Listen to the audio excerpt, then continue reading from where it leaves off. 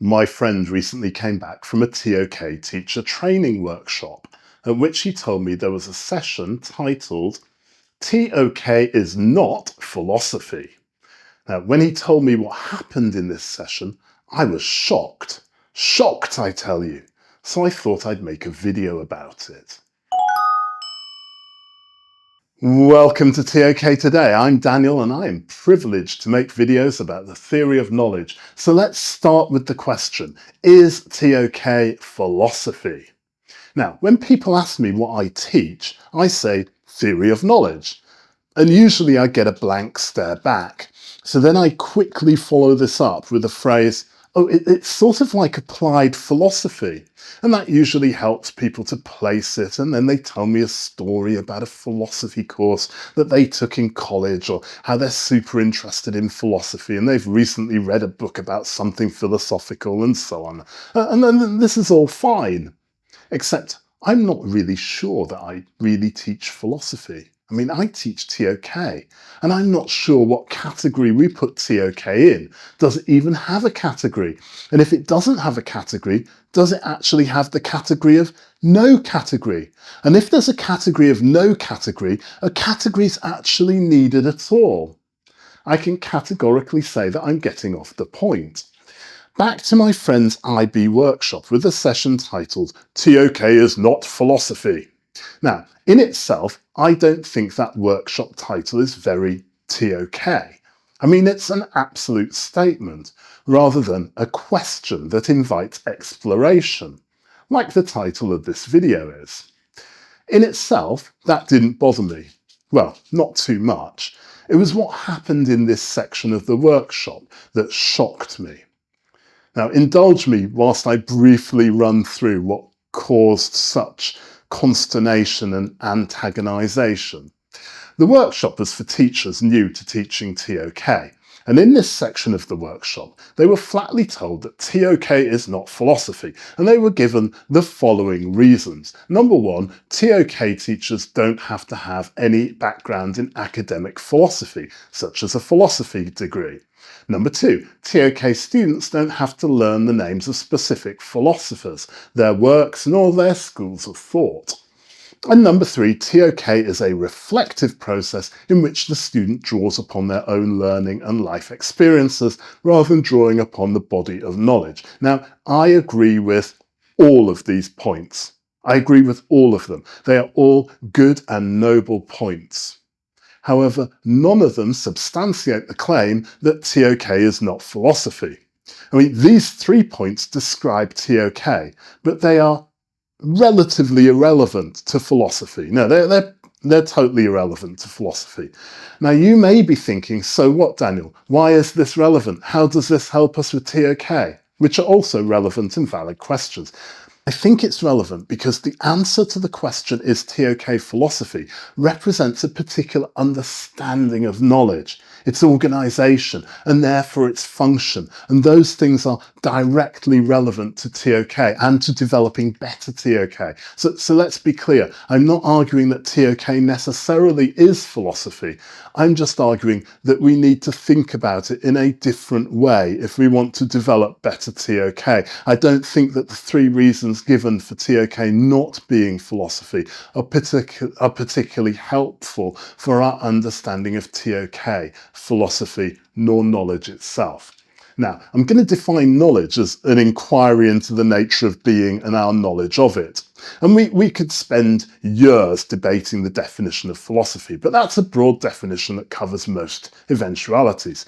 So let's explore each of the 3 reasons given at the ToK New Teachers Workshop to see if there are other ways of thinking about this. So the first reason for ToK not being philosophy was that ToK teachers don't have to have any background in academic philosophy, such as a philosophy degree.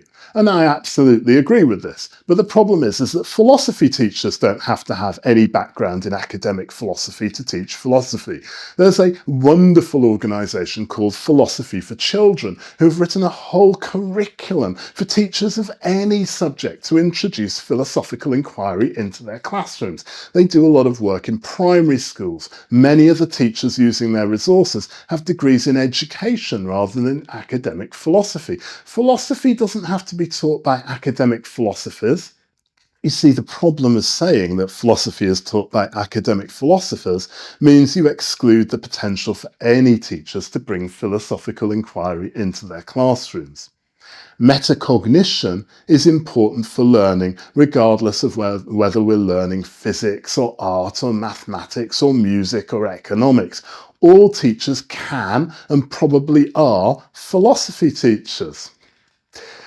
Now, the second reason given for ToK not being philosophy is that ToK students don't have to learn the names of specific philosophers, their works, nor schools of thought. And again, I absolutely agree with this. ToK students don't have to learn the names of philosophers and schools of thought or philosophical works. However, there are clear philosophical debates running through ToK. It's sometimes useful to bring these debates into our ToK teaching.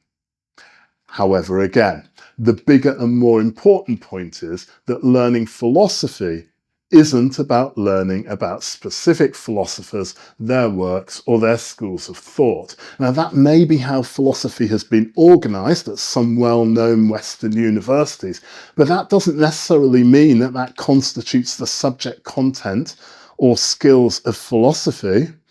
In ToK, we consider whether the way in which something is structured and organises constitutes the content and meaning of the thing itself. It's a debate, an ongoing discussion, a contestable question, not a settled issue. Anyway, I digress. Philosophy as an inquiry into the nature of being and knowing can come in many different forms. One of my favourite philosophy books is The Tao of Pooh, about the philosophy of A. Milne's bear for children, Winnie the Pooh. Now, I understand that Winnie the Pooh could constitute a specific named philosopher, so let's briefly consider the Japanese fiction writer Haruki Murakami's book, What I Talk About When I Talk About Running. Now, in this book, Murakami describes and explains how he finds running to be a philosophical activity. And whilst running, he learns about the nature of being and knowing. He learns philosophy through running. So it seems that running can be philosophy. Now, artists such as Marcel Duchamp, Paul Klee, Vasily Kandinsky, Anish Kapoor and Yoko Ono have all written about how making art is a philosophical process. Scientists such as Stephen Hawking, Carl Sagan, Einstein and Newton have all learned and written and taught us about philosophy through their scientific discoveries. So if running and art and science can all be philosophy, why can't ToK be philosophy? I could go into virtually any field of human endeavour and find a practitioner in that area who has learned and taught philosophy through that endeavour. One of the foundational texts of Western philosophy came from a man who had no formal training in philosophy. His day job did not involve academic philosophy, and he learned about philosophy through the practice of his day job. Now, his name was Marcus Aurelius, and he was a Roman emperor, and part of his job was to wage war against the northern hordes. And in doing so, he learned about philosophy, and he wrote that down in a book called Meditations. Now, it's fortunate that Marcus Aurelius wasn't an IB-ToK student, because he would have been told, no, Meditations is not philosophy. If you're enjoying or getting value from this video, please press like, and if you would like more similar content, then please press subscribe. I am genuinely grateful for every like and subscribe that my videos get. Thank you. Now, the final reason given to my teacher friend for ToK not being philosophy was that ToK is a reflective process in which the student draws upon their own learning and life experiences rather than drawing upon the body of knowledge. And again, I don't disagree that ToK is a reflective process in which the student draws upon their own learning and life experiences rather than drawing upon a body of knowledge. But, and I hope you're starting to see this now, neither is philosophy. Reflection is a central learning skill in philosophy, just like it is in ToK. I mean, I've even worked at schools where we had a ToK retreat, where we went to a quiet place in which we could reflect upon the ToK issues in our lives and share those reflections with other learners. And this is exactly the same way that many philosophers have undertaken reflective retreat.